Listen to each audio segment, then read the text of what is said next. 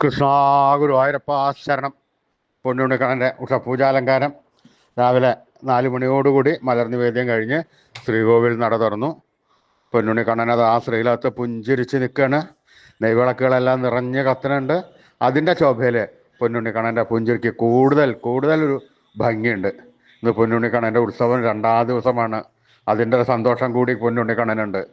പൊന്നുണ്ണിക്കണ്ണൻ്റെ തിരുമുഖം ചന്ദനം ചാർത്തിയിട്ടുണ്ട്. നെറ്റിയിലൊരു സ്വർണ്ണഗോപിക്കുറി അണിയിച്ചിട്ടുണ്ട്.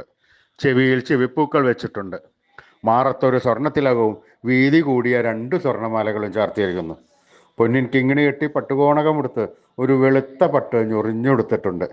കയ്യിൽ ഓടക്കുഴലുമുണ്ട്, താമരയുമുണ്ട്. സ്വർണ്ണ കിരീടം ചാർത്തി കിരീടത്തിന്മേൽ 2 തിരുമുടിമാലകളും ഒരു വലിയ വനമാലയും ചാർത്തിയിരിക്കുന്നു.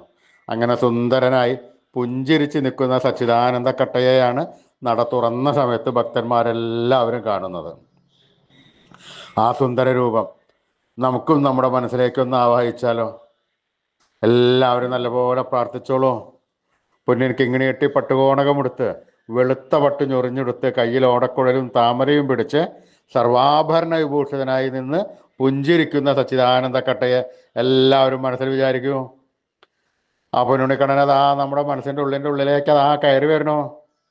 ആ പൊന്നുണ്ണിക്കണ്ണൻ അവിടെ കയറി വന്നു കഴിഞ്ഞാൽ അവിടെ കൂട്ടിപ്പിടിച്ച് അവിടെ നിർത്തി ആ കണ്ണനെ അവിടെ പ്രതിഷ്ഠിച്ച് ആ കണ്ണനുമായി കുറച്ചു നേരം സംവദിച്ച് ആ കണ്ണനെ ഒന്ന് കൊഞ്ചിച്ച് ഒന്ന് ലാളിച്ച് ഒരു മുത്തം കൊടുത്ത് ആ കണ്ണൻ്റെ തൃക്കാൽക്കൽ വീണ് നമസ്കരിച്ചോളൂ, പ്രാർത്ഥിച്ചോളൂ. കണ്ണൻ്റെ അനുഗ്രഹം നമുക്കെല്ലാം ഇപ്പോഴും ഉണ്ടാവും കേട്ടോ. എല്ലാവരും കണ്ണൻ്റെ തിരുനാമങ്ങളോ ജപിക്കുക. നാരായണ നാരായണ നാരായണ. സ്നേഹത്തോടുകൂടി വിശ്വാസത്തോടുകൂടി ഭക്തിയോടുകൂടി കണ്ണൻ്റെ തിരുനാമങ്ങൾ ഉറക്കെ ഉറക്കെ ഉറക്കെ ജപിക്കുക. കണ്ണൻ്റെ അനുഗ്രഹം നമുക്കെല്ലാവർക്കും ഉണ്ടാവും.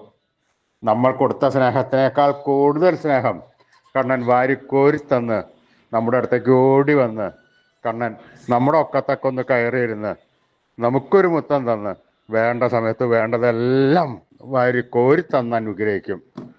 ഹരേ ഗുരുവായൂരപ്പ. എല്ലാവരും ജപിച്ചോളൂ നാമം. നാരായണ നാരായണ നാരായണ നാരായണ. കൃഷ്ണായ വാസുദേവായ ഹരേ പരമാത്മനെ പ്രണതക്ലേശനാശായ ഗോവിന്ദായ നമോ നമ. കൃഷ്ണായ വാസുദേവായ ഹരേ പരമാത്മനെ പ്രണതക്ലേശനാശായ ഗോവിന്ദായ നമോ നമ. കൃഷ്ണായ വാസുദേവായ ഹരേ പരമാത്മനെ പ്രണതക്ലേശനാശായ ഗോവിന്ദായ നമോ നമ. അച്യുതാനന്ദ ഗോവിന്ദ അച്യുതാനന്ദ ഗോവിന്ദ അച്യുതാനന്ദ ഗോവിന്ദ. ഈ നാമത്രയ മന്ത്രം എല്ലാവരും ദിവസവും ഉപാസിക്കണം. ദിവസവും ഉപാസിച്ചു കഴിഞ്ഞാൽ നമുക്ക് ആയുരാരോഗ്യ സൗഖ്യം, സർവ്വസമ്പൽ സമൃദ്ധി, സർവ്വ ഐശ്വര്യം, സന്തതി പരമ്പരകൾക്കെല്ലാം ശ്രേയസ് ഉണ്ടാവുന്നതാണ്. ഋഷീശ്വരന്മാർ തലമുറകൾ കൈമാറിത്തന്ന ഈ അമൂല്യനിധി നമ്മൾ വിട്ടുകളയാൻ പാടില്ല. നമ്മളത് ജപിക്കണം. നമ്മുടെ വരും തലമുറകൾക്കത് പറഞ്ഞു കൊടുത്ത് അവരെ കൊണ്ട് നിത്യവും ഉപാസിപ്പിക്കണം. ഈ കലികാലത്ത് ജപിക്കാൻ പറ്റിയ ഒരു ഉത്തമമായ മന്ത്രം കൂടിയാണ്. അതുകൊണ്ട് എല്ലാവരും ഇന്ന് തന്നെ ജപിച്ചു തുടങ്ങിക്കോളൂ നാമത്രയ മന്ത്രം. അച്യുതാനന്ദ ഗോവിന്ദ അച്യുതാനന്ദ ഗോവിന്ദ അച്യുതാനന്ദ ഗോവിന്ദ അച്യുതാനന്ദ ഗോവിന്ദ.